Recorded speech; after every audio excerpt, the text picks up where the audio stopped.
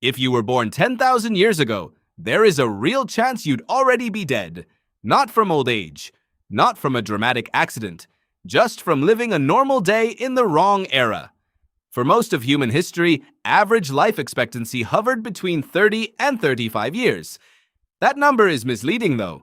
It wasn't that people aged out at 30. The number was dragged down by something darker, a staggering rate of death in early childhood.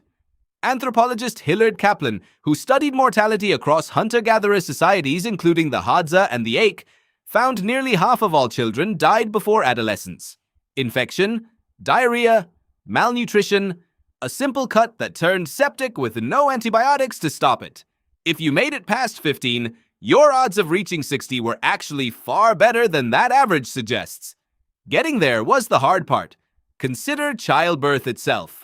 Before modern medicine, historical estimates suggest maternal mortality as high as 1 in 20 births in some pre-industrial populations. Every birth was a genuine gamble with 2 lives on the line. Then there was simply walking outside. Researchers studying early hominid remains have found skeletal damage consistent with large carnivore attacks. Your ancestors didn't take an evening walk without scanning the tree line. They didn't sleep without someone keeping watch. And there was the silent killer modern people almost never think about: infection. Before antibiotics, a simple scratch could become a death sentence. Medical historian Sherwin Newland documented how something as small as a splinter, left untreated, could lead to sepsis and death within days. No antiseptic, no emergency room, just infection racing against your immune system. So how did anyone survive long enough to become your ancestor at all? The answer is something evolutionary biologists call cooperative breeding. Anthropologist Sarah Hrdy's research reveals that human children, unlike almost every other primate, were raised not just by their mother, but by an entire network: grandmothers, aunts, older siblings. This dramatically increased a child's odds of survival. Researchers studying the grandmother hypothesis found human females are unique among primates in living decades past reproductive age, specifically because that extended life let them help raise grandchildren, boosting the next generation's survival. You are alive today partly because somewhere in your ancestral line, an aging woman who could no longer have children herself chose to spend her remaining decades keeping a child alive instead. There's a second piece: fire. The controlled use of fire did something almost impossible to overstate. It extended protection from predators after dark.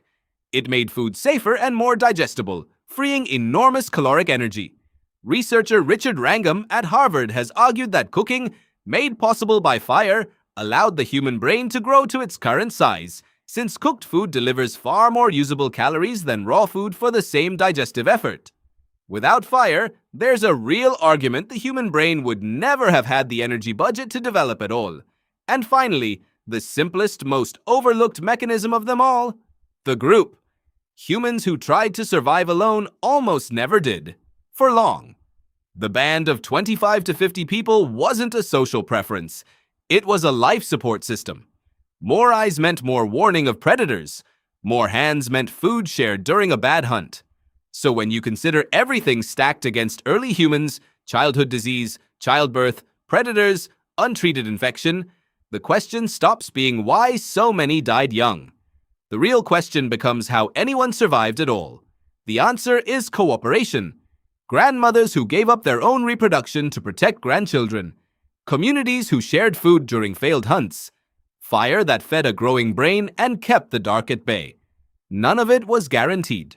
It was a fragile, compounding chain of advantages repeated across hundreds of generations, each one slightly increasing the odds the next person in that line would survive long enough to become someone's ancestor. You are not here because survival was easy. You are here because generation after generation, against odds that should have ended the line 1,000 times over, just enough people made it through. Your ancestors would have died by 30. The fact that you're reading this sentence is proof that, somehow, against everything stacked against them, they didn't.